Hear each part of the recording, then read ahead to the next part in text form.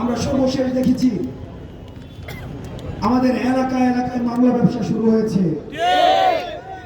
আমরা মামলা দেই, একদল ফোন দিয়ে বলে আমার সাথে দেখা করেন, মামলা থেকে নাম কাটাই দিব।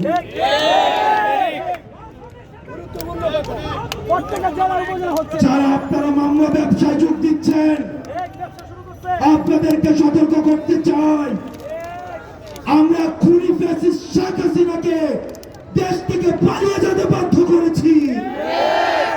আর আপনি যদি মনে করেন এই মামলা ব্যবসা করে আপনি ছাত্র নাগরিকদের সাথে প্রতারণা করবেন, তাহলে আপনি ভুল ভাবছেন।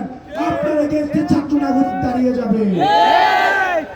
সুতরাং এই ছাত্র নাগরিকদের সাথে প্রতারণা না করে আমাদের পরবর্তী যে বাংলাদেশ, আমাদের 24 পরবর্তী যে বাংলাদেশ, ন্যায় বিচার ইনসাফ এবং সাম্রাজ্যের বাংলাদেশ, সেই বাংলাদেশ গঠনে সবাই একসাথে হয়ে আমাদের কাজ করতে হবে।